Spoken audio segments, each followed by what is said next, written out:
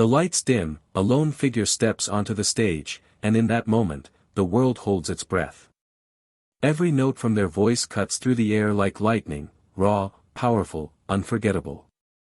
But behind the brilliance and the fame, lies a story untold. A tale of battles fought not just in the spotlight, but in the shadows. Are we ever truly ready to know the real person behind the legend? No doubt, but it felt strange, you know. He made a routine for, "You are so beautiful," but imagine this instead: the lights dim, the crowd roars, and Joe Cocker steps on stage. His gritty voice rips through the air like thunder. A legend. His voice defined an era, his raw, soulful performances left audiences breathless. But behind the wild gestures, the gravelly growls, and the larger-than-life persona was a man trapped in his own conflicts, personal demons, and a string of broken relationships. Today, Chris Stainton, Cocker's longtime friend and collaborator, has broken the silence, revealing a much more complex, darker side of the rock icon's life. Cocker's story wasn't just about musical triumphs, it was a chaotic symphony filled with scandals, feuds, addiction, and betrayal. Stainton's words have peeled back the curtain, exposing the man behind the legend, a man plagued by inner turmoil and haunted by the fame he once chased. This is the untold story of Joe Cocker, raw, unfiltered, and as messy as the blues he sang. Chris Stainton wasn't just another bandmate. He was there from the start, riding the highs and enduring the lows with Cocker. Their musical chemistry was undeniable, but with time, cracks began to appear. According to Stainton, beneath Cocker's charismatic stage presence was a volatile, unpredictable side fueled by ego, substance abuse, and self-destructive tendencies. Their once strong relationship, based on mutual respect, deteriorated under the strain of Cocker's erratic behavior. Stainton recalls years of walking on eggshells, dealing with Cocker's explosive temper, sudden mood swings, and bouts of paranoia. Stainton's revelations are a stark reminder that even the closest friendships can erode under the corrosive nature of unchecked success.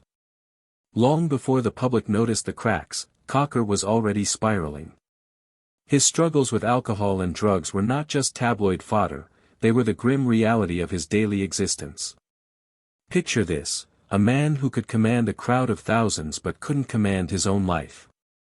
His addiction wasn't glamorous, it was raw, ugly, and destructive, reducing him to a shadow of the performer fans adored. The 1970s were particularly brutal. After his breakthrough performance at Woodstock, Cocker found himself drowning in fame. Unable to cope with the pressure, he turned to alcohol and heroin, seeking refuge in substances that only worsened his personal abyss. His powerful voice began to strain, his performances became erratic, and his relationships, both personal and professional, started to crumble. Stainton wasn't the only one affected. The entire Mad Dogs and Englishmen tour was a chaotic mess, fueled by drugs, alcohol, and unchecked egos. What should have been a celebration of music became a circus of excess, with Cocker at the center, unraveling in plain sight. Cocker's conflicts weren't confined to his personal relationships.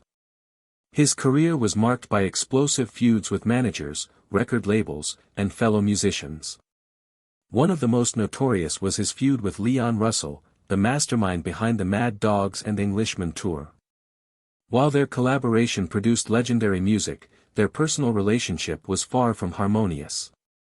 Russell's controlling nature clashed with Cocker's rebellious spirit, leading to frequent arguments and bitter resentment. Even his dealings with record executives were contentious. Cocker resented the commercial pressures placed on him, feeling trapped between artistic integrity and industry demands. This tension often led to disputes, contract breaches, and legal battles, further damaging his reputation. Picture it: a man standing alone in the dim glow of stage lights, thousands of screaming fans chanting his name, but beyond the crowd's roar, an unbearable silence echoed, a silence filled with the voices of those he'd pushed away. Fame didn't just change Joe, it isolated him. As his star rose, the emotional walls he built around himself grew taller. Family gatherings and heartfelt conversations were replaced with hotel rooms, tour buses, and backstage parties. The boy who once sang innocently in local pubs was now drowning in alcohol, surrounded by strangers who cheered but didn't truly know him. The deeper he sank into his addiction, the wider the chasm grew between him and those who loved him before the world did. Joe Cocker's refusal to settle down was more than a rock star cliché, it was his inability to face vulnerability. Romances burned brightly but were short-lived, often extinguished by his temper and self-destructive habits. These weren't just breakups, they were emotional collisions, leaving scars on both sides. His family, siblings, and friends found themselves locked out, unable to penetrate the armor he wore to shield himself from the intimacy he craved but feared. Over time, family disputes over money added tension. Arguments about financial support and inheritance rights further strained relationships. His fame may have made him rich, but it also made him suspicious, paranoid that those closest to him cared more about his fortune than his well-being. Behind closed doors, the emotional neglect ran deep. His parents, once his anchors, struggled to receive a phone call. Milestones passed unnoticed. He had become a ghost, present only in headlines and fleeting TV appearances. Yet, beneath all the chaos and conflict, there was a quiet tragedy. Joe wasn't heartless, he was haunted. Haunted by guilt, by the knowledge that the success he chased had cost him the relationships that truly mattered. In rare moments of clarity, when the stage lights faded and the bottles were empty, he felt it, the ache of a man who had everything but couldn't hold on to what really counted. As Joe Cocker's star faded, so did the relationships that had sustained him. His later years were marked by reflection, regret, and failed attempts at reconciliation. Despite his attempts at sobriety, the scars of his past were inescapable. He spent his final years in relative obscurity, far from the crowds that once worshipped him. Joe Cocker's story is a tragic tale of extraordinary talent, undone by personal demons.